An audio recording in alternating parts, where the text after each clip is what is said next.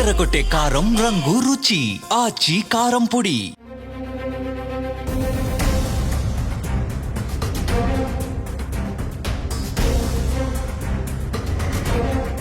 మీరు ICICI bank credit card వాడుతున్నారా? అయితే మీకు అలర్ట్. సాధారణంగా కొత్త సంవత్సరం వస్తుందంటే బ్యాంకులు ఆఫర్లు ఇస్తాయి.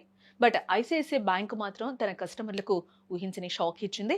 జనవరి నుంచి క్రెడిట్ కార్డ్ నిబంధనలో భారీ మార్పులు చేస్తూ సంచలన నిర్ణయాన్ని తీసుకుంది. ఇప్పటి వరకు మనం ఎంజాయ్ చేసిన ఫ్రీ సర్వీసులకి ఇకపై డబ్బులు చెల్లించాల్సిందే అంట.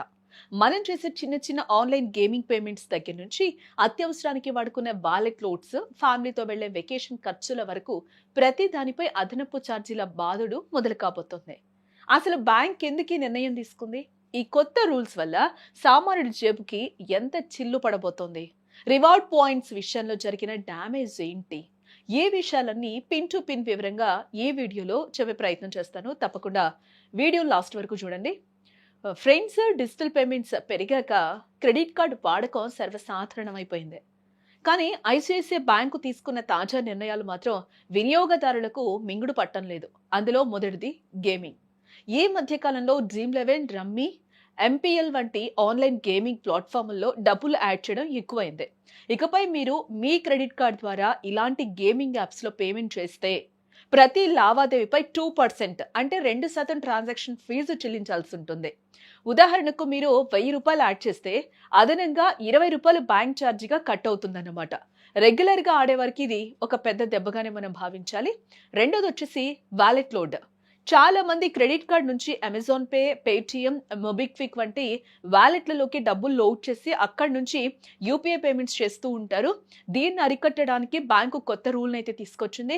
ఒకవేళ మీరు 5,000 కంటే ఎక్కువ మొత్తాన్ని వాలెట్లో యాడ్ చేస్తే అదనంగా 1% అంటే 1% ఫీజు కట్టాలి. అంటే ఎమర్జెన్సీ కోసం డబ్బులు వాలెట్లోకి తీసుకుందాం అనుకుంటే ఇకపై కుదరదనమాట. నెంబర్ 3 వచ్చి ప్రయాణాలపై అదనపు భారం. సంక్రాంతి లాంటి పండగలప్పుడు లేదా వెకేషన్స్ మనం ఫ్లైట్లు, రైలు టికెట్లు బుక్ చేస్తూ ఉంటాం.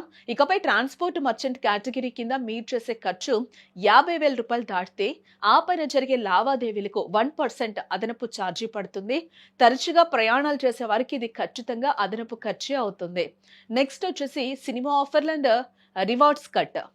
సినీ ప్రియులకు ఎంతో ఇష్టమైన book my show by 1 get 1 offer నిబంధనలు కూడా కఠినతరం చేశారు. త్రైమాసికానికి అంటే 3 నెలలకు ఇంత మొత్తం ఖర్చు చేస్తేనే ఈ ఆఫర్ వర్తిస్తుందని, కొన్ని కార్డులకు ఈ సదుపాయాన్ని పూర్తిగా తొలగిస్తున్నామని బ్యాంక్ అయితే స్పష్టం చేస్తూ ఉంది. ఇక 2026 నుండి ఇన్సూరెన్స్ పేమెంట్స్ కావచ్చు, యుటిలిటీ బిల్లులపై వచ్చే రివార్డ్ పాయింట్లపై కూడా పరిమితులు అయితే రానున్నట్లుగా కూడా ఐసిఐసిఐ బ్యాంక్ చెప్తూ ఉంది. నెంబర్ 5 మనం చూస్తే విదేశీ లావాదేవీలు మరియు యాడ్ ఆన్ కార్డ్స్ అన్నమాట. విదేశాల్లో షాపింగ్ చేసే వారికి డైనమిక్ కరెన్సీ కన్వర్షన్ ఫీజులు పెంచారు.